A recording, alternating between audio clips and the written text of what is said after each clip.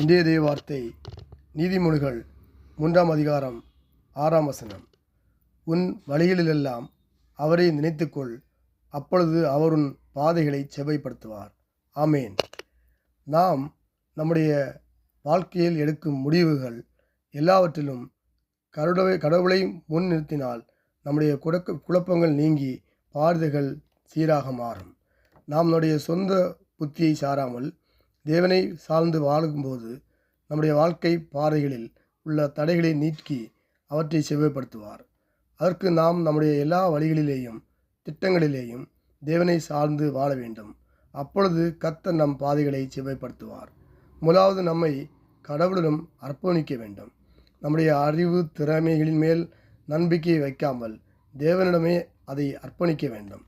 மகிழ்ச்சியான நேரங்களிலும் இக்கட்டான சூழ்நிலைகளிலும் கடவுளின் வார்த்தைகளின் நினைவுற வேண்டும். அப்படி நாம் அவரை சார்ந்திருக்கும் போது கடினமான பாதைகளை அவர் சமமாக்கி வெற்றியை நோக்கி நம்மை நடத்துவார். சுருக்கமாக சொன்னால், நம்முடைய வாழ்க்கையின் ஒவ்வொரு முடிவிலும் சிறிதானதோ பெரிதானதோ கர்த்தரை நினைத்து அவரை நாடினால் நாம் அவருடைய வழிகளை நேராக நடக்கும்படியாக நம்மை நடத்துவார். நம்முடைய அறிவை நடாமல் தேவனை நம்பி நடக்கும் வாழ்க்கை தான் ஆசீர்வாதமான வாழ்க்கை. இயேசு நாமத்தில் பிதாவே, ஆமேன். நல்ல ஆண்டவரே, நமக்கு நன்றி செலுத்துகிறோம். ஒரு புதிய நாளுக்கான கிருபை செய்தபடியாக நம்ம ஸ்தோத்தரிக்கிறோம். இந்த நாள் எனக்கு ஆசீர்வாதம் தரும்படியாக ஜெபிக்கிறோம்.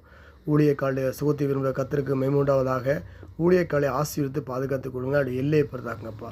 இரத்த கோடைகளை மூடி மறைத்து பாதுகாத்துக் கொள்ளுங்க. ஆண்டவரே, இந்த நாளையும் எக்ஸாம் எழுத பிள்ளைக்காக ஜெபிக்கிறோம். நல்ல ஞானத்தையும் ஞாபகத்தையும் கொடுத்து எக்ஸாம் எழுத உதவிச்சிங்கப்பா. ஆண்டவரே, அதன் பிறகு நடக்கிற ஃபீஸ் கட்ட தேவையான பணம் உதவிகளை கர்த்தர் ஒவ்வொரு பிள்ளைக்கு தந்து ஆசீர்வதிக்க முடியாது ஜெபிக்கிறேன்.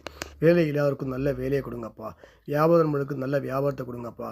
திருமணம் ஆக வேண்டியவர்களுக்கு நல்ல திருமண வரங்களை தரும்படியாக ஜெபிக்கிறேன் கர்த்தாவே.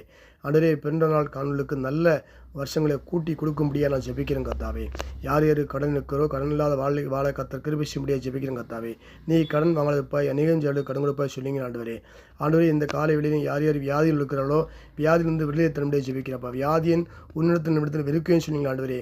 உன் அப்பத்தையும் தண்ணி ஆசிரிப்பேன்னு சொன்னீங்க ஆண்டவரே. மனம் வரும்படியாக ஜெபிக்கிறப்பா. இந்த நாள் முழுவதும் ஆசீர்வித்து பாதுகாத்து எல்லையை பதாங்க இரத்த கோட்டைகளை முடிந்தது பாதுகாத்துக்கணும். இயேசு நாமத்தில் பிதாவே, ஆமேன், ஆமேன்.